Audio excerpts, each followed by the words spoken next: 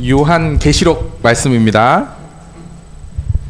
Hôm nay chúng ta sẽ cùng học với nhau trong phân đoạn Kinh Thánh ở trong sách Khải Huyền. 여러분 요한계시록을 생각하면 좀 어떤 마음이 드세요? Khi mà nói đến sách Khải Huyền thì chúng ta suy nghĩ như thế nào về sách Khải Huyền? 대부분은 이제 우리가 요한계시록을 만나면 약간 이렇게 좀 어렵다거나 조금 무서운 생각이 들어요.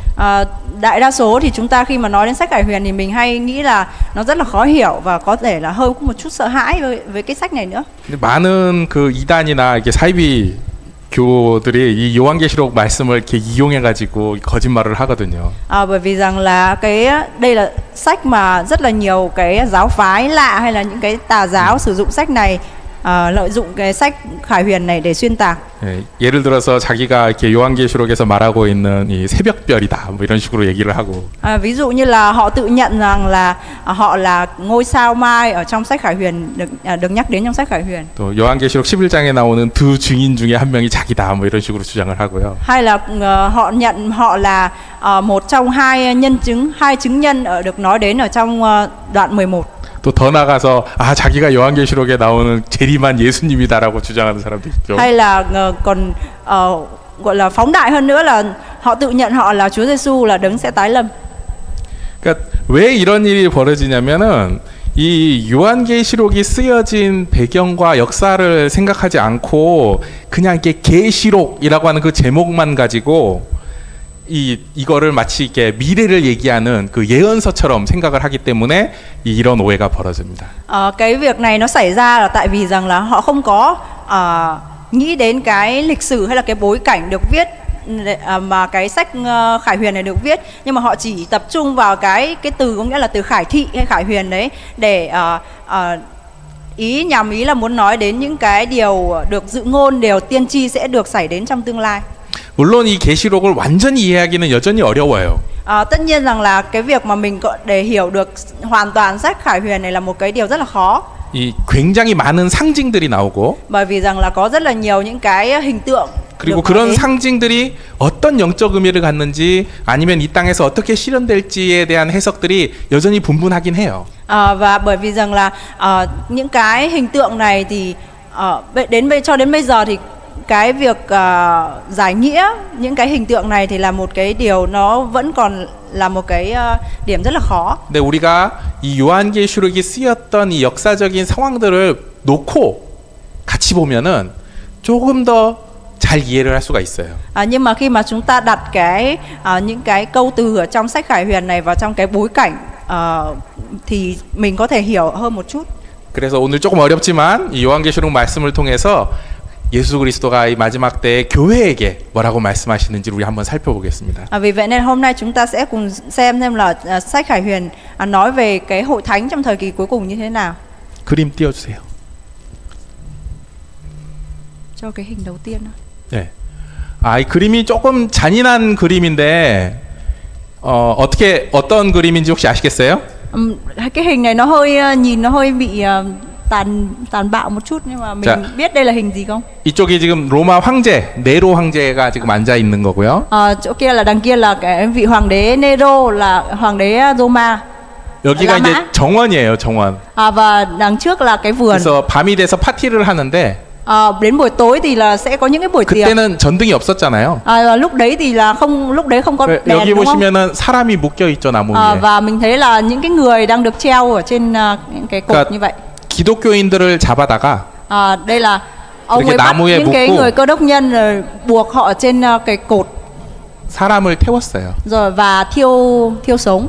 그래서 이렇게 불을 붙여가지고 정원을 사람의 살과 기름으로 불을 태워가지고 정원을 밝혀서 파티를 했어요. Và ông ấy dùng cái hình thức là thiêu sống những cái người cơ đốc nhân này để giống như là lấy ánh sáng để làm cho gọi là gì, để tổ chức những bữa tiệc ở dưới những cái ánh sáng đấy.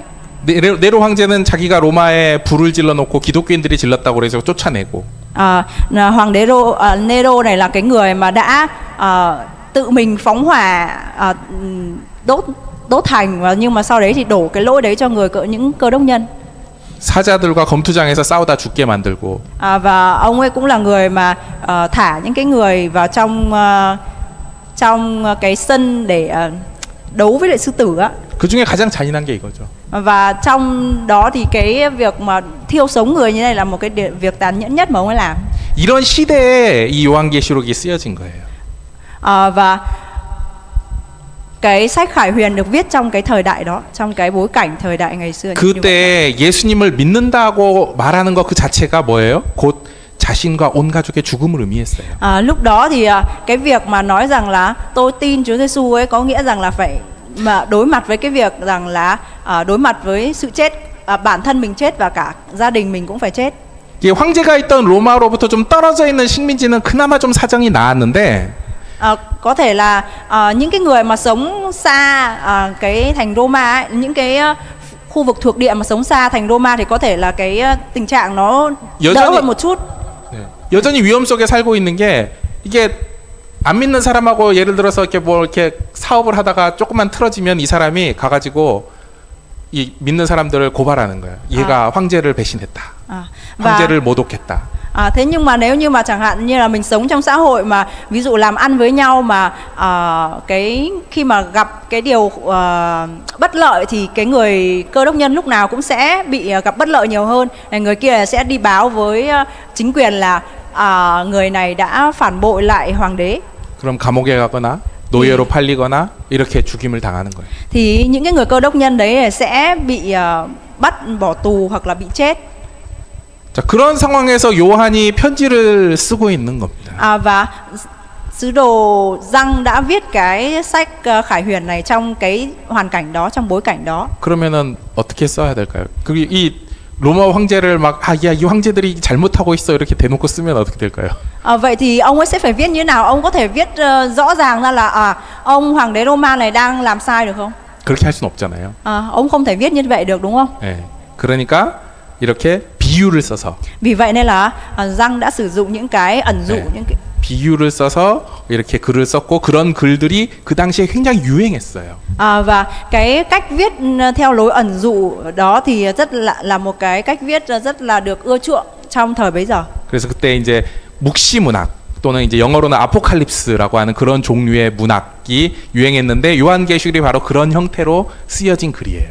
Và đây là một cái phong cách viết là phong cách khải thị. Là được viết sử dụng rất là nhiều trong thời bấy giờ và sách Khải Huyền là được viết theo cái phong cách đó. 그러니까 그 당시에 사도 요한이 계시록을 썼을 때 그 당시에는 2000년 뒤에 우리가 읽을 거라고 생각하고 쓴 게 아니에요. Và sứ đồ Giăng khi mà viết cái sách Khải Huyền này thì không có nghĩ được rằng là đến sau này 2000 năm sau là những cái người trong tương lai sẽ đọc sách này cả. 그때 당시에 Nhưng mà ông ấy viết cho cái thời bấy giờ. 당장 지금 cho cái thời ngay lúc bấy giờ. 죽음의 공포와 순교의 위험 속에 놓여 있는 교회들에게 믿음을 굳건히 하라는 그 권면의 내용을 담고 있는 편지였어요. Và đây là cái bức thư mà ông ấy viết cho những cái tín đồ, những hội thánh đang chịu bắt bớ rất là nặng nề trong thời bấy giờ. 구체적으로는 아시아에 있는 7개 교회에게 편지한다라고 쓰여 있어요. Và cụ thể hơn thì trong sách Khải Huyền là viết là nói đến là cái bức thư viết cho 7 hội thánh ở trong vùng Tiểu Á. 자, 그러면 우리 요한계시록을 읽을 때는 어떻게 읽어야 될까요? Vậy thì khi mà chúng ta đọc sách Khải Huyền thì mình phải đọc như thế nào? 그때 상황 다 잊어버리고 지금부터 앞으로 일어날 미래에 대한 뭐 예언서로 생각을 해야 될까요? Chúng ta đọc theo cách là mình 아니죠. quên đi tất cả những cái gì, những cái quá khứ, những cái bối cảnh ngày xưa và mình nghĩ đến là đây là những cái thư được viết cho tương lai thôi, hay phải không? 미래를 생각하기 전에 Trước khi mà chúng ta suy nghĩ đến tương lai, 먼저 그때 교회 상황에서 요한계시록이 교회에게 무슨 말씀을 하고 있는지를 먼저 생각을 하고 그것을 우리에게 적용하는 것이 1차적인. Nhưng mà trước khi mà chúng ta suy nghĩ đến tương lai thì mình hãy nghĩ đến rằng là cái bức thư được viết cho các hội thánh ngày xưa trong bối cảnh thời ngày xưa và áp dụng được gì cho đời sống của chúng ta hiện tại. 그렇게 여러 모양을 대표하는 교회 중에 7개 교회를 보낸 그 편지 중에 오늘 본문 3장 의 내용이 7번째 교회인 라오디게아 교회에게 말씀하신 내용이에요. Và hôm nay thì cái phân đoạn kinh thánh chúng ta học là phân đoạn kinh thánh là một bức thư viết cho hội thánh thứ 7 ở trong số 7 hội thánh. 우리 3장 17절 말씀 한번 띄워서 같이 읽어봅시다. Chúng ta cùng xem 3장 17절 말씀. đoạn 3 câu 17. 네. 2, 3. Con nói tôi giàu, tôi đã phát đạt rồi, tôi không cần gì nữa. Nhưng con không biết rằng mình đang cùng khổ, đáng thương, nghèo ngặt, đuôi mù và lõa lồ. 사진 띄워주세요. 예. Cho 이 말씀을 보니까 hình tiếp theo. 예, this one. 예. 이 말씀을 보니까 라오디게아 교회는 로마로부터 좀 떨어져 있었고 좀 많이 떨어져 있었고 경제적으로 굉장히 풍요한 위치에 있었고 잘 살던 교회였어요. Ở trong câu nói này thì cho chúng ta biết rằng là đây là hội thánh mà có thể là cách xa Roma một chút, và đây là một hội thánh rất là Cái- giàu có. 고고학자들이 찾아낸 3세기 라오디게아 교회의 자네예요. Và đây là những cái di tích còn lại của hội thánh Laodice mà các nhà khảo cổ học đã phát hiện ra. 꽤 크죠. Rất là, mình nhìn thấy là rất là lớn đúng không? 여기 본당보다 더 크죠. To hơn 사진만 봐도. cái hội thánh Hàn Quốc ở trên đúng không? 기록에 의하면은 당시에 3,000명 이상의 성도가 있었대 이 교회에만.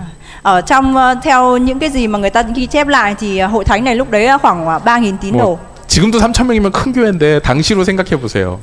Bây giờ là 3.000 tín đồ, là hội thánh 3.000 tín đồ bây giờ cũng là lớn rồi đúng không? Thì mình nghĩ là khoảng 3.000 hội thánh 3.000 tín đồ ngày xưa thì như thế nào? 딱 짧게 얘기해서 초대교회 때의 메가처치. Mình có thể nói ngắn gọn thì đây là trong số các hội thánh đầu tiên thì đây là cái hội thánh 자, 그러니까 đại. 자신들은 메가처치고 메가처치. 예, 메가처치. 그러니까 엄청 큰 교회고 대형 뭐 교회, hội thánh rất là 엄청 대형 lớn. 교회에다가 자기들은 잘 사는 도시에 잘 사는 사람들이에요. Là đây là cái hội thánh mà gồm những cái người mà gọi là sống ở trong một cái thành phố rất là giàu có. 로마랑 또 거리도 멀어가지고 그렇게 막 박해가 심하지도 않았어요. Và đây là cái hội thánh mà cũng ở xa Roma nên là không bị bắt bớ nhiều. 그러니까 어떻게 말했어요? 자기는 아 부자다, 부요하다, 우린 부족한 것이 없다. 그러고 있었다고 지금 말씀에서 얘기하고 있어요. 17절에서. Và vì vậy nên là ở trong câu 17 nói rằng là cái hội thánh này họ nghĩ rằng là tôi giàu, tôi đã phát đạt rồi, tôi không cần gì nữa. 근데 예수님이 진단이 지금 전해졌잖아요. 뭐라고 전해졌어요? 17절에 그대로 말씀 읽어드리면 네 곤고한 것과 가련한 것과 가난한 것과 눈먼 것과 벌거벗은 것을 알지 못한도다 그러셨죠. Nhưng mà ở đây thì Giăng truyền đến cho cái hội thánh này một cái lời nói của Chúa Giêsu rằng là nhưng con không biết rằng mình đang đau khổ, đáng thương, nghèo ngặt, đuôi mù và lõa lồ. 얼마나 심했냐면은 우리 15, 16절 한번 볼까요? 3장 15, 16절. Chúng ta cùng xem câu 15, 16 để mình xem là họ gọi là cái mức độ của họ đến mức độ nào. Chúng ta cùng đọc 2, 3. Ta biết các công việc của con không lạnh cũng không nóng, ước gì con nóng hay lạnh thì hơn. Vậy vì con hâm hẩm không nóng cũng không lạnh, nên ta sẽ nhả con ra khỏi miệng ta. 이 말씀을 들은 라오디게아 교인들은 아주 뜨끔했어. Những tín đồ của hội thánh Laodice khi mà nghe thấy cái lời này thì rất là gọi là chột dạ. 미지근한 성도들이라고 예수님이 지금 얘기하신 거예요. Chúa Giêsu nói rằng là đây là những người hâm hẩm. 근데 왜 이 말에 이 사람들이 뜨끔했냐면은 이 라오디게아라고 하는 이 도시가 수도가 없어요. Tại sao mà những 강이 없어요. 강이 없어요. 강이. Tại sao mà những cái người Laodice này khi mà nghe lời này thì lại chột dạ, bởi 그럼 vì 물을 어디서 ở 가져왔죠? trong thành phố này không có cái sông hay là cái nước chảy 굉장히 bên dưới. 멀리 떨어져 있는 저수지에서 관을 묻어가지고 관을 이렇게 그 만들어가지고 그 수로를 타고 이렇게 물이 내려와서 라오디게아까지 오는데 이게 몇 킬로를 지나서 오는 동안에 거기가 햇볕이 엄청 많이 나는 지역이에요. Và bởi vì rằng là không có cái sông nên là họ phải lấy nước từ trên cái hồ chứa nước ở trên cao, họ dẫn nước xuống, và khi mà dẫn nước xuống như thế thì cái mặt trời chiếu vào cái nước đó thì và thì cái nước ấy nó rất là nóng. 그러니까 수도관이 이렇게 땅 속에 묻혀 있으면 물이 시원하게 나올 텐데 그게 아니라 햇빛을 지나가는 거예요. 수도관이.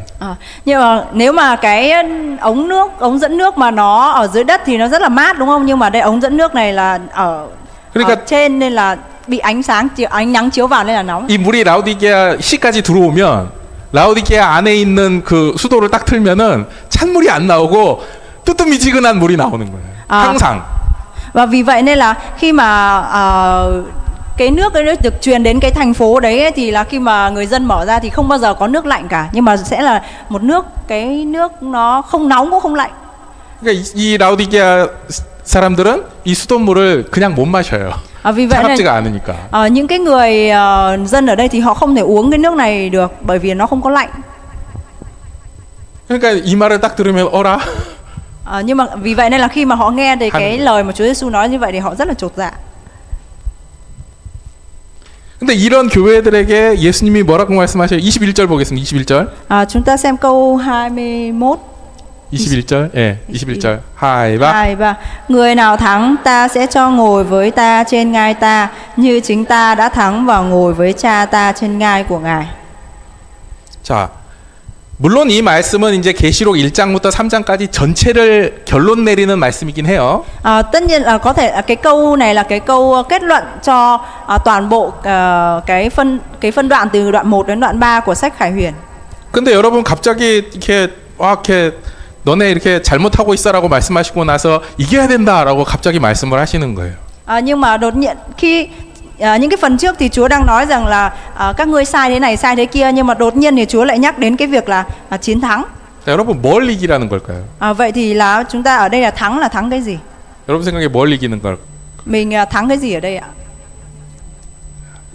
여러분 이긴다라는 뜻이 무슨 뜻인 것 같아요? 이긴다. Cái việc thắng ấy có nghĩa là gì? 네? 이긴다. 이긴다라고 우리가 일반적으로 생각하면 자 여러분 Khi chúng ta 시험에서 이긴다라면 어떤 뜻이에요? khi mà chúng ta nói là thắng trong cái một cái bài thi thì nghĩa là gì? 네? 시험 잘 봐야죠. 합격해야지. Là mình 그죠? vượt qua được cái bài thi đấy đúng không? 어때요? 아니 시험 잘 못 봐도 이긴 거예요? Hay là không có làm 네? được bài thì gọi là 네, thắng? 최선을 다한 거에 그냥 만족하는 거야? Hay là mình làm được hết sức mình rồi nên là mình mãn nguyện với nó? 어때요? 네. Chống tóc 자 sai mà. 면접을 보는데 이긴다 그러면 무슨 뜻인 것 같아요? Khi mà mình đi phỏng vấn mà mình nói là mình thắng thì nghĩa là gì? 에? 합격. 면접까지 질문했는데 다 대답해야지. 에? Khi mà phỏng vấn thì trả lời được hết tất cả các câu hỏi. 자 여러분이 영업을 하는데 세일즈를 하는데 이긴다 그러면 무슨 뜻이에요? Hay là khi mình kinh doanh mà nói là thắng thì nghĩa là gì? 응? 돈 벌어야지. 그죠? Là mình kiếm được tiền đúng không? 우리 여러분 대학원생들 많죠. 논문 심사를 갔는데 이긴다. Hay là khi mà mình học cao học rồi, khi mà nói là cái gì nhỉ? Mình viết được luận văn mà nói là thắng thì là nghĩa là gì? 자 어때요? 여러분 스스로에게 한번 물어보세요. 나에게 이긴다는 무슨 뜻인가? Chúng ta tự hỏi bản thân mình xem là thắng nghĩa là gì? 물론 이제 성격적으로 이기는 거와 전혀 상관없이 이렇게 자기 삶을 즐기는 사람도 있을 수 있어요. 괜찮아요. Có thể rằng là cái thắng của chúng ta nó chả liên quan gì đến cái thắng mà được nói đến trong Kinh Thánh đâu, nhưng mà không sao cả. 근데 우리가 정말로 이겨야 된다라는 마음으로 아둥바둥 살고 있는 경우도 있고 또 그렇지 않은 경우도 있지만은 Mặc dù là chúng ta có thể rằng là chúng ta suy nghĩ là mình phải thắng, nhưng mà cũng có sống một cái đời sống nó gọi là bình thường. Như vậy thì cũng không. 이긴다라는 그 단어를 생각하면 우리는 뭔가 잘 되는 걸 생각을 해요. Khi mà nói đến thắng thì chúng ta hay nghĩ đến một cái điều gì đó tốt. 자, 여러분 어떠세요? 여러분의 삶이 지금 이 한국에서 여러분의 삶은 어떠세요? Cuộc sống của chúng ta ở Hàn Quốc thế nào ạ? 이기고 있습니까? Mình có đang thắng không? 어때요? 물론 제가 여기서 한 가지 이게 좀 이렇게 우리 솔직히 까놓고 좀 얘기를 했으면 좋겠어요. 물론 여러분들이 다른 한국 사람들에 비해서 차별을 당할 때도 있고. Chúng ta có thể là mình hãy thật lòng với nhau ở đây một chút, đấy là có thể chúng ta sống ở Hàn Quốc nhưng có thể nhiều khi là mình hay bị phân biệt ở Hàn Quốc đúng không? 여전히 벤츠나 BMW를 몰고 다니진 않아요. 그죠? BMW 있어요? Có thể là người Việt chúng ta không nhiều người đi BMW đúng không? 그 정도로 우리가 부유하진 않다고요. 그죠? Có nghĩa rằng là mình cũng không có giàu có bằng Hàn Quốc đúng không? 그런데 여러분 한번 생각해 보세요. 여러분은 여전히 그럼에도 불구하고 여전히 한국 사람들한테 차별을 당할 때도 있고 또 그렇게 막 풍족할 만큼 부유하지 않지만 그래도 여전히 여러분은 좋은 학교에 다닐 만큼 또 학위 과정에 다닐 만큼 또 한국에서 취업을 할 만큼 여러분의 그 지식과 지능 그리고 그런 재정적 능력을 갖고 있어요. Mặc dù là chúng ta có thể bị phân biệt ở Hàn Quốc, mình không có một cái cuộc sống quá là giàu có ở đây, nhưng mà mặc dù như vậy thì nhưng mà chúng ta vẫn đang được đi học, hay là mình có kiến thức, mình có khả năng hay là mình có thể khả năng để làm nên mình có thể có khả năng kiếm tiền. 여러분이 베트남에 있었다면 생각하기 어려운 봉급을 받으면서 알바를 하고 직장에 다녀요. Chúng ta thì đang đi làm, hay là kể cả đi làm thêm thôi, nhưng mà mình có thể nhận được cái số tiền mà ở Việt Nam có khi là rất là khó để nhận được, đúng không? 그럼 어떠세요, 여러분? 예수님이 여러분에게 이 3장 21절 말씀처럼 이겨야 된다라고 말씀하시면 이걸 어디다 적용을 해야 될까요? Vậy thì cái lời nói là hãy thắng mà Chúa Giêsu nói ở trong câu 21 đó thì sẽ được áp dụng như thế nào, ở đâu ở trong đời sống của chúng ta? 세상적으로 생각하면 이겨야 된다 그러면은 학교나 직장에서 이렇게 한국 사람들하고 경쟁해가지고 내가 합격하고 내가 승진하고 내가 봉급 많이 받고 돈 많이 벌어서 저축하고 그렇게 고향에 돌아가서 가족 모두에게 존경을 받는, 내 가족을 먹여 살렸어 내가 우리 가족을 다 내가 먹여 살렸어 할 수 있는, 그러면 이긴 걸까? Có phải rằng là nếu mà cái chiến thắng mà Chúa nói đến ở đây là khi mà mình áp dụng trong cái đời sống xã hội bây giờ, thì có nghĩa là mình đi học hay đi làm ở một cái chỗ tốt này, mình kiếm được nhiều tiền, rồi sau mình thăng quan tiến chức, rồi mình trở về Việt Nam, mình lo cho được gia đình của mình, rồi là mình đi về trong cái tiếng vang chẳng hạn, đấy có phải là cái chiến thắng mà Chúa nói đến không? 베트남은 이제 공산주의라서 땅을 소유하는 게 안 되죠, 그죠? 돼요? 네. 네.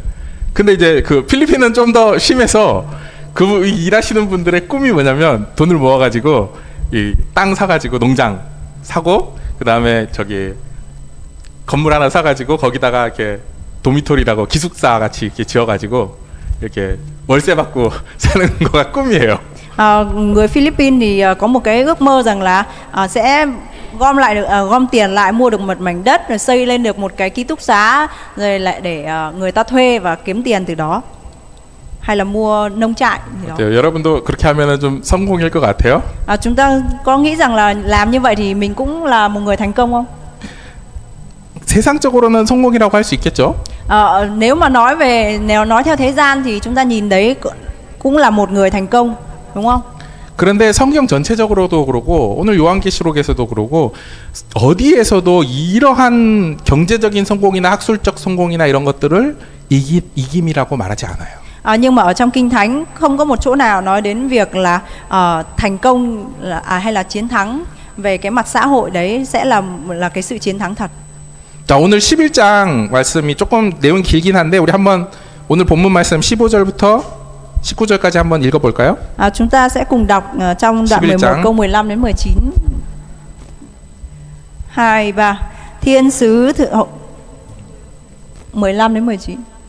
2, 3. Thiên sứ thứ 7 thổi kèn, có tiếng lớn từ trời nói rằng: vương quốc của thế gian thuộc về Chúa chúng ta và Đấng Christ của Ngài, Ngài sẽ trị vì đời đời. 24 trưởng lão đang ngồi trên ngai trước mặt Đức Chúa Trời đều phủ phục xuống đất, thờ lạy Đức Chúa Trời và nói rằng: lạy Chúa là Đức Chúa Trời toàn năng, Đấng hiện có và đã có.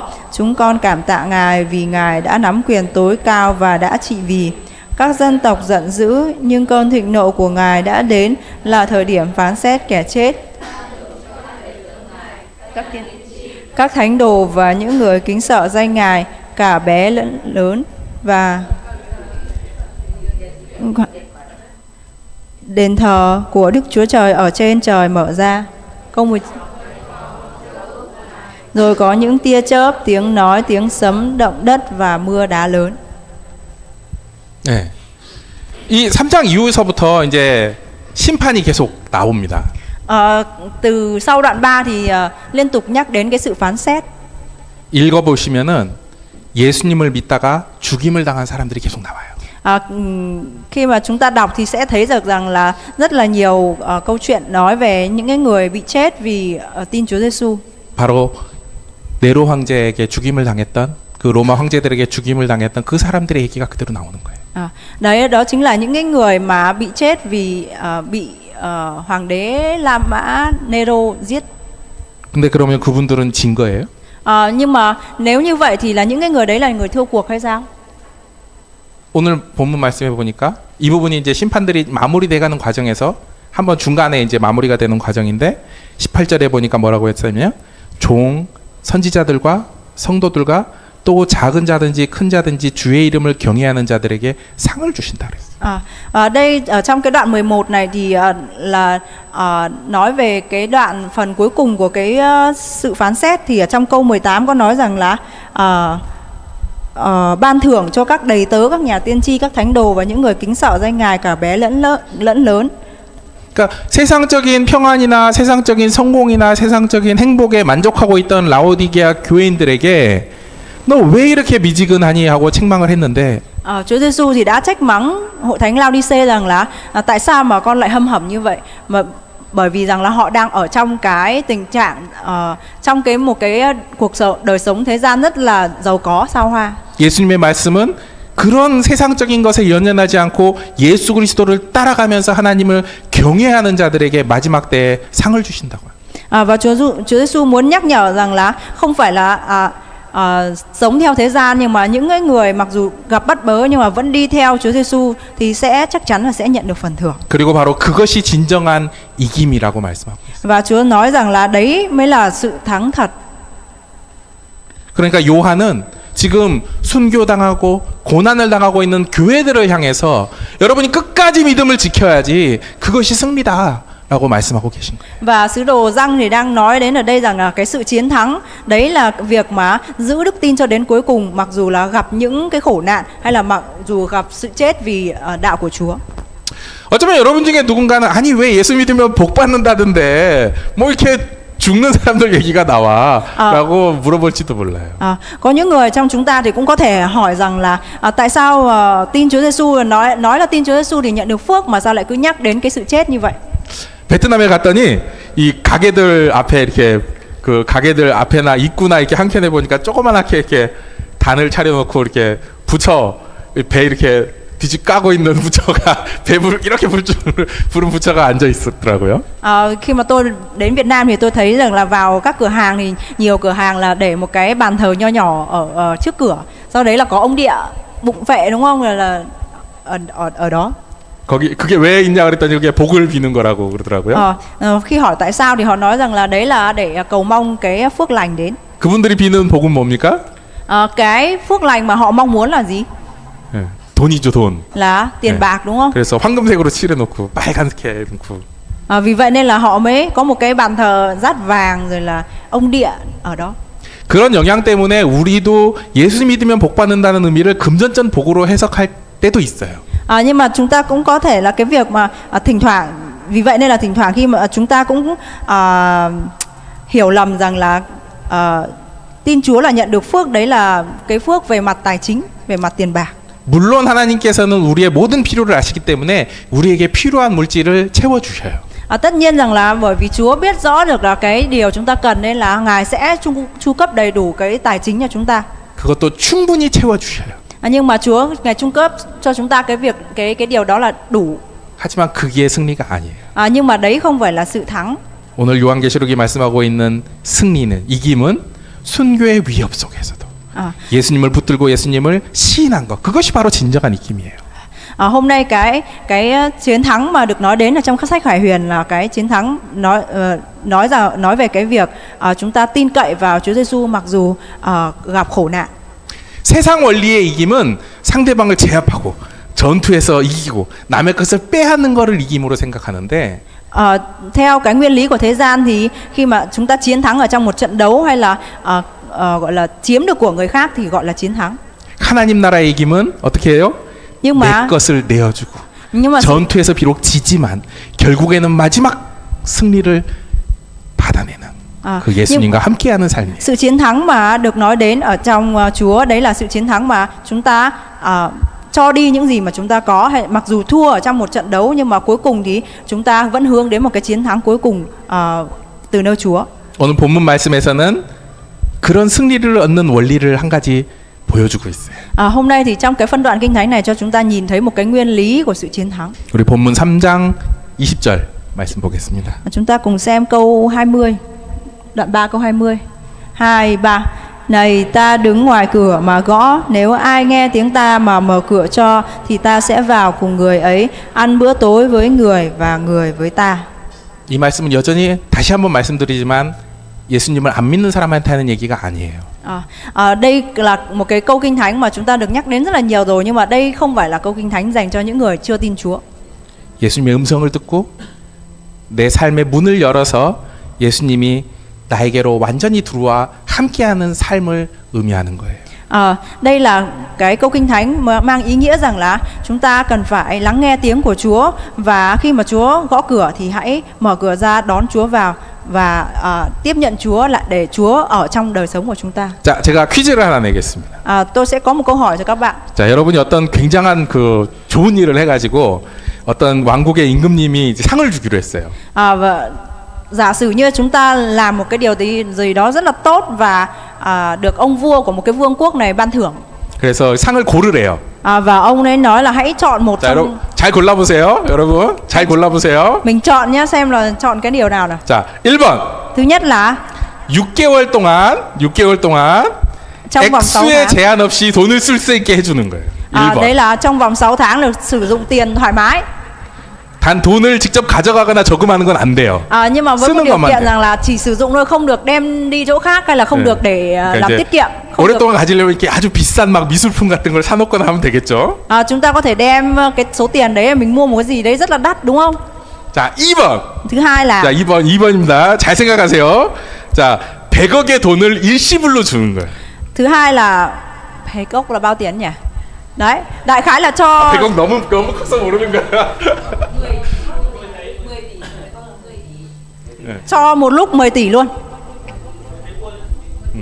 1억에 100배. Ờ, 네. 100억의 돈을 일시불로 주는 거예요. cho trong một lần luôn nhá, cho luôn đấy, cho 10 tỷ trong một lần. 자, 2번이에요. 자, 3번. Thứ ba là 3번. 자, 3번. 하나뿐인 공주와 결혼하기. thứ 예, ba là 여자들은 하나뿐인 왕자와 결혼하기. thứ ba là cho kết hôn với người với công chúa hoặc là hoàng tử duy nhất ở trong vương quốc. 잘생겼든지 못생겼든지도 몰라. Có đẹp hay xấu thì cũng không biết đâu, nhưng mà đó. 3번 안 돼? 3번 안 돼요? 어때요? 어떨 것 같아요? Mọi người suy nghĩ thế nào? 2번? 예. 자, 1번. 아, 일시불을 좋아하는구나. 2번. Số 2. 자, 3번. 아, 못생겨서 안 돼?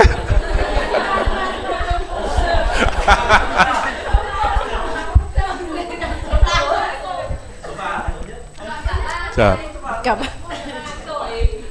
여러분 여기서 여러분의 지혜가 나오는 거예요. Cái lựa chọn của mình ở đây sẽ cho chúng ta biết là mình khôn ngoan đến đâu. 물론 100억이라는 현금이 이 위험부담이 없죠. 딱 받고 끝나는 거니까 깔끔하잖아요. Có thể là cái 10 tỷ đấy là nó rất là, ý là nó không có cái tính nguy hiểm nào cả, mình nhận phát là xong luôn, kết thúc luôn, đúng không? 근데 지혜로운 사람이라면은 3번을 골라요. Nhưng mà một người khôn ngoan thì sẽ lựa chọn số 3.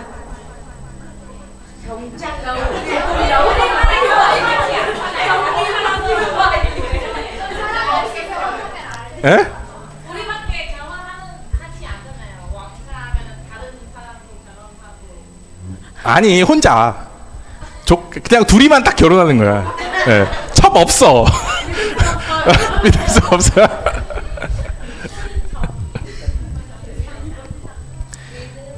자, 그렇게 결혼을 하면 사실 생활이 어렵죠, 그죠?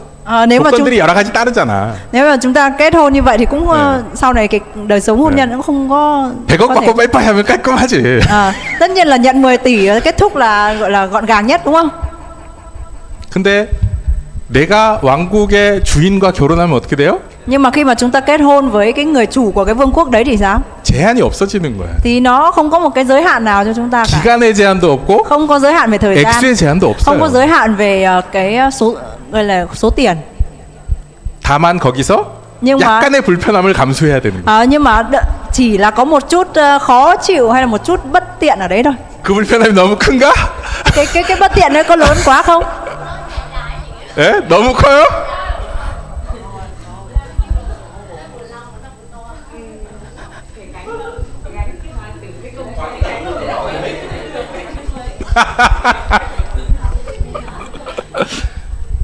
이게 오늘의 말씀이에요. Đây là cái lời Chúa ngày hôm nay dành cho chúng ta. 예수님한테 우리가 복을 빌어가지고 재물을 구하거나 어떤 성공을 구하는 건 일시적인 거예요. Cái việc mà chúng ta cầu xin với Chúa về tài chính hay là về một cái thành công nào đấy thì đấy là một cái sự tạm thời thôi. 근데 예수님은 어떻게 초대를 하세요? Nhưng mà Chúa Giêsu mời gọi chúng ta như thế nào? 영원한 복의 근원이시고 창조주이신 예수 그리스도에게 너 나와 결혼하자 하시는 거예요. Nhưng mà Chúa Giêsu mời gọi chúng ta rằng là hãy đến kết hôn với Chúa Giêsu là đấng sáng tạo, là đấng là cội nguồn của phước hạnh. 그게 오늘 3장 20절 말씀. 내가 문 밖에 서서 두드리노니 누구든지 내 음성을 듣고 문을 열면 내가 들어가서 너와 함께 결혼해서 살겠다라는 말씀이세요. Đó là cái lời mời gọi của Chúa ở trong câu 20. Này ta đứng ngoài cửa mà gõ, nếu ai nghe tiếng ta mà mở cửa cho thì ta sẽ vào cùng người ấy, hay là sẽ kết hôn với người ấy và ăn bữa tối với người và người với ta. 그리고 예수님이 말씀하시는데 그게 바로 승리라는 거예요. Và theo như lời của Chúa Giêsu nói thì đấy mới chính xác là 순간의 chiến thắng. 이김이 아니라 영원한 이김이라는 거예요. Không phải là sự chiến thắng tạm thời, nhưng mà là sự chiến thắng trọn vẹn đời đời. 자, 그러면은 이렇게 예수님을 받아들인 우리의 삶은 어떻게 가야 될까요? Vậy thì chúng ta phải làm thế nào? Chúng ta phải đáp ứng như thế nào với cái lời mời gọi của Chúa? Chúng ta phải đón nhận như thế nào? 지금 오늘날 한국 사회는 이미 라오디게아 교회가 됐어요. Ngày hôm nay thì các hội thánh ở Hàn Quốc đã là hội thánh Laodice, giống như hội thánh Laodice ngày xưa rồi. 다들 너무 평안하고 잘 살아요. Tất cả đều rất là yên bình, rất là tốt, sống rất là tốt. 우리들도 이곳에 있으면서 조금만 방심하면 똑같이 될 수 있어요. Chúng ta ở đây nếu mà mình bất cẩn một chút thì cũng thể mình sẽ trở nên giống như hội thánh Laodice. 그럼 우리의 삶은 어디를 향해 가야 돼요? Vậy thì đời sống của chúng ta phải hướng tới nơi đâu? 제가 이게 한 사례를 보여드릴 텐데요. Tôi sẽ đưa ra một ví 미국에 있는 조그만 한인 교회가 있어요. 뉴욕 주립대가 있는 뉴욕주의 시라큐스라는 도시에 있는 한인 교회예요. Có một hội thánh Hàn Quốc ở New York. 뉴욕주 안에 있는 시라큐스라는 도시인데 ở bang New York, nhưng mà ở trong một cái thành phố gì đó, tên gì đó, đại khái thế. 이 시라큐스라는 도시에 뉴욕 주립대, 뉴욕 스테이트 유니버시티가 있어요. Và có một cái trường đại học New York 주립대. 네, 뉴욕 스테이트 유니버시티. 스테이트 주립대. đại học bang New York. 그러니까 사립이 아니고 공립 학교예요. Là một cái trường của quốc gia, trường công lập, trường công lập. 네, 그러니까 학비가 싸죠. Nên là học phí rẻ. 근데 이제 미국의 대학들은 5월에 방학을 해가지고 8월까지 쭉 쉬잖아요. Và các trường đại học ở Mỹ thì thường nghỉ từ tháng 5 đến tháng 8. 그러니까 이 도시에는 대학밖에 없어. Vì vậy nên là ở mỗi cái thành phố này là có 당장 여러분들 처음 들어보잖아요, 이 도시 이름, 그죠? mỗi cái trường đại học này thôi. 인구가 15만밖에 안 되는데 15만도 지금 는 거고 옛날에는 12만 이렇게밖에 안 됐어요. Và cái dân số thì khoảng 150.000 người. 근데 그 중에 거의 3분의 1 이상이 대학교 학생들하고 대학교에서 일하는 사람들이에요. Nhưng mà trong đó thì khoảng 1/3 dân số là sinh viên của trường và là những người làm việc ở trong trường. 방학 되면은 다 집에 가버려. Và khi mà kết thúc kỳ học thì là tất cả đều trở về nhà. 그 어떻게 돼요? 도시가 6월부터 8월까지는 완전히 아무도 없는 도시가 되는 거예요. Vì vậy nên là cái thành phố này khi vào cái kỳ nghỉ hè thì gần như là không có ai cả. 그러니까 이제 이 시라큐스시에서 머리를 쓴 거예요. Vì vậy nên là cái trường này mới bắt đầu suy nghĩ rằng là 이제 어떻게 하냐면은 그 유엔에서 이제 난민을 받아들일 때 레퓨지죠. 난민을 받아들일 때 그냥 아무데나 보내는 게 아니고 야 니네 시에서 받을래? 라고 물어봐가지고 받겠다고 한 시에만 보내요. Và những cái người tị nạn mà do Liên Hợp Quốc người ta ở Mỹ ấy, thì người ta hỏi rằng cái thành phố đấy người ta hỏi rằng là có muốn nhận những cái người tị nạn này không? 그럼 이 Thì 사람들이 mới nhận. 오면은 여름에도 계속 이 도시에 살 거 아니에요. Vì vậy là những cái người tị nạn này khi mà đến thành phố đấy thì họ vẫn tiếp tục ở thành phố đấy ngay cả trong kỳ nghỉ hè, đúng không? 그래서 이 시라큐스시가 난민들을 굉장히 많이 받아가지고 이 도시 인구의 10%가 넘어요 지금. Vì vậy nên là cái thành 몇만 phố 명을 받았어요. cái thành phố này, cái trường học này nhận rất là nhiều người tị nạn đến đó, nên là cái dân số đã tăng lên 10%. 아프리카에서 온 사람들, 중동에서 온 사람들, 부탄, 미얀마 이런 데서 내전과 핍박을 피해서 도망쳐 왔다가 난민 캠프에서 거의 막 10년씩 있다가 그런 사람들이 이제 유엔에 선발돼 가지고 미국으로 온 거예요. Và những cái người ở châu Phi hay là ở Trung Đông hay là những người ở Myanmar, những cái vùng mà có nội chiến ấy, khi mà họ đăng ký với Liên Hợp Quốc như vậy thì họ ở trong cái trại tị nạn tầm khoảng 10 năm và sau đó thì họ được lựa chọn để đi đến Mỹ. 이 사람들이 이제 정착하려면은 정부에서 이렇게 정착금을 조금씩 줄 거 아니에요. 그리고 뭐 얼마 동안 생활비를 조금씩 줘요. Và khi mà đến Mỹ thì họ sẽ được cho một số tiền trợ cấp để có thể trang trải cuộc sống. 그러니까 그 도시에 그 돈이 도니까 도시 입장에서는 이게 이익이 되는 거예요. 도시 입장에서는 그 사람들이 받아온 정착금과 달달이 조금씩 아주 작은 액수지만 조금씩 받는 그 생활비들이 이 경제를 돌리니까 그 도시에. 그러니까 도시 입장에서 이게 이익인 거예요. Và cái thành phố mà nhận những cái người tị nạn đấy thì chỉ cần là cho họ một ít tiền để có thể trang trải cuộc sống thôi thì cái thành phố đấy đã nghĩ rằng là như vậy là họ có lợi cho họ hơn. 그 여러분 생각해 보세요. 근데 난민 캠프에서 거의 10년 가까이 학교도 못 다니고 그렇게 살던 아이들이 미국에 딱 왔다고 생각해 보세요. Chúng ta thử suy nghĩ là những cái đứa trẻ mà sống ở trong trại tị nạn 10 năm không có được đi học và bây giờ thì chúng được đến Mỹ. 스마트폰이라는 건 구경도 못 해봤고 컴퓨터라고 하는 거는 본 적도 없어요. Những cái đứa trẻ mà không có biết điện thoại smartphone là gì hay là chưa bao giờ được động đến cái máy tính. 그나마 학교를 다녀본 애들이 있으면 다행이고. Và có thể là những cái đứa mà được đi học thôi là đã may mắn lắm rồi. 그런 아이들이 오는 거예요. Và những cái đứa trẻ đấy đã được đi đến Mỹ. 그럼 어떻게 해야 되겠어요? Vậy thì những đứa trẻ đó. 근데 이 한인교회가 시라큐스 한인교회가 지금 여기 사진 보면 사람 엄청 많죠. Chúng ta nhìn thấy ở đây là có rất là nhiều người, đúng không? Cái 잘 hội thánh 보시면 Hàn Quốc 한국 사람들 몇 명 안 돼요. thì cái trường học này thì hình như là của người Hàn nhé, trường thần học này á, nhưng mà hầu như là không có người Hàn nhiều. 첫 번째 사진에 그 교회 밖에서 찍은 사진 나오는데 괜찮 놔두세요. 돌아갈 거예요. 예, 요게 멤버예요. 요게 멤버, 교회 멤버들. Đây là những thành viên ở trong hội thánh. 이게 교회 전체 멤버예요. Đây là tất cả những thành viên trong hội thánh. 부목사님도 없고 담임 목사님 한 명 있는 교회. Chỉ có duy nhất một mục sư quản nhiệm thôi. 한국 사람들 한 100명 전 남짓 돼요. Khoảng người Hàn thì khoảng 100 người. 그 중에 대부분은 유학생이고. Và hầu hết là các du học sinh. 근데 이 사람들이 뭘 했는지 아세요? những người này nói gì các bạn biết không? 지난 17년 동안에 2,000명이 넘는 난민들한테 영어와 컴퓨터를 가르쳐주고 전역해서 먹이고 그래서 그들 취직하게 만들어주고 학교 보내고 운전면허 따게 해주고 그 중에 절반이 넘는 사람들이 예수님 영접했어요. Những người trong suốt 17 năm qua khi mà họ làm cái mục vụ này thì họ đã dạy dạy cho những người tị nạn đó học về máy tính này, rồi dạy học này, rồi dạy lái xe này, và một nửa trong số đó thì tin nhận Chúa. 이걸 누가 했어요? 미국 교회가 아니라 đây là không phải là cái hội thánh Mỹ nào làm đâu, 한인 교회가 했어요. nhưng mà là một hội thánh Hàn Quốc ở bên Mỹ. 제가 왜 이 말씀을 드리냐면 Tại sao mà tôi lại kể câu chuyện này?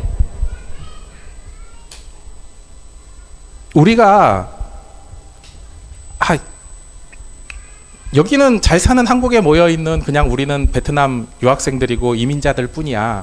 Chúng ta ở đây 라고 생각하고 앉아 있으면 nếu mà chúng ta suy nghĩ rằng là chúng ta là những người Việt Nam đang sống rất tốt ở trên đất Hàn Quốc này,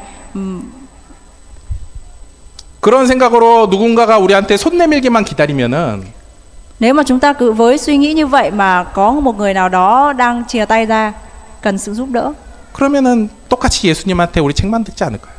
mà mình không có làm gì cả thì có lẽ rằng là chúng ta sẽ phải chịu cái sự trách mắng của Chúa giống như cái hội thánh Lao-đi-xê vậy. 베트남에 살 때보다 훨씬 좋은 환경에서 Chúng ta đang sống ở trong một cái môi trường là tốt hơn ở Việt Nam đúng không? 훨씬 잘 신앙생활하면서 Chúng ta có thể là có một cái đời sống đức tin tốt hơn ở Việt Nam. 너희 뭐 했니 하시면은 어떻게 해요?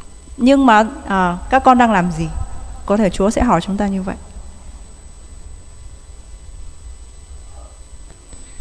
나의 성공과 나의 평안과 나를 위해서 달려가다 보면은 Nếu mà chúng ta cứ theo đuổi cái sự thành công và cái sự an bình của riêng bản thân mình, 우리가 예수님을 믿는다고 하면서도 mặc dù chúng ta nói rằng là chúng ta tin Chúa Giêsu, 그분과 함께 생활하는 게 아니라 뭐라고 하게 되냐면은 예수님 집에 계세요.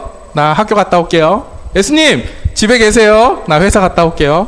nhưng mà nếu mà chúng ta chỉ nói với Chúa rằng Chúa ơi, con đi học đấy, Chúa ở nhà nhé, hay là con đi làm đấy, Chúa ở nhà nhé. 예수님 교회에 계세요. 아니, 다음 주에 만나요. Chúa ở lại nhà thờ nhé, tuần sau gặp lại Chúa. 이 라우디게아 교회가 그 책망을 들었던 거예요. Và cái hội thánh Laodice đã nghe những cái lời trách mắng như vậy. 오늘 여러분을 다시 한번 초대드려요. Hôm nay thì Chúa 예수님과 gọi chúng ta lại một 함께하는 lần 그 nữa 삶으로 여러분 초대하기 원해요. vào một cái cuộc sống có Chúa ở cùng. 그래서 오늘 여러분의 가슴에 여러분의 삶 속에 베트남인도 이민자도 한국인도 유학생도 그런 구분은 없어요. 하늘나라에는 Ở trong vương quốc của Chúa thì không có ai là người Hàn Quốc, không có người Việt Nam. 너는 한국 사람이고 너는 베트남 사람 이런 구분 없어요. Không có một cái sự phân biệt nào như vậy cả. 너는 정착해 있고 너는 이민자고 이런 구분 없어요. Cũng không có một cái sự phân biệt rằng là đây là sống vĩnh viễn ở đây hay 심지어는 người này sống vĩnh viễn ở đây hay là chỉ là 유대인하고 사마리아인도 người tị nạn. 똑같잖아요. Hay là Chúa Giêsu cũng nói rằng là người Juda hay là người Samari thì đều giống nhau cả. 우리 모두가 그리스도인. Tất cả chúng ta đều là những cơ đốc nhân. 우리 모두가 예수님을 모시고 승리해야 돼요. Và tất cả chúng ta phải là những người chiến thắng, phải là những người mời Chúa vào đời sống của mình để chiến thắng. 여러분 삶이 피곤한 줄 알아요. Tôi biết là các đời sống của mỗi một chúng ta đều rất là mệt mỏi. 유학생으로서 이민자로서 힘든 것도 알아요. Và có những cái khó khăn mệt mỏi ở trong cuộc sống du học sinh hay là cuộc sống xa nhà. 하지만 그게 핑계가 되면 안 돼요. Nhưng mà nếu chúng ta lấy cái điều đó làm viện cớ biện minh cho tất cả mọi điều bằng cái điều đó thì không được. 말씀드렸던 리지라쿠스 한인교회가 우리 교인도 없고 부목사도 없고 학생들은 다 유학생이고 돈도 없는데 하고 앉아 있었으면은 아마 시라큐스 시는 난민들로 인해서 범죄자들이 우글거리는 그런 도시가 됐을 거예요. Giống như cái hội thánh Hàn Quốc này, nếu như họ nói rằng chúng tôi cũng ít tín đồ thôi, chúng tôi không có mục sư, phó mục sư thì rất là mà họ không làm gì cả thì chắc chắn là những cái người tị nạn đến thành phố này sẽ dần sẽ không phải là trở thành những cơ đốc nhân mà họ sẽ trở thành những cái người tệ nạn ở trong cái thành phố đó. 그 사회에서 일어나는 어려운 일들을 잘 살피고 그들의 필요를 채우기 위해서 예수님이라면 어떻게 하셨을까를 열심히 살피고 섬겼던 거예요. Và họ đã suy nghĩ rằng là nếu như là họ là Chúa Giêsu thì họ sẽ làm gì trong cái trường hợp đó, và họ suy nghĩ và họ nhìn nhận rất là nhiều. 우리 시간에 찬송한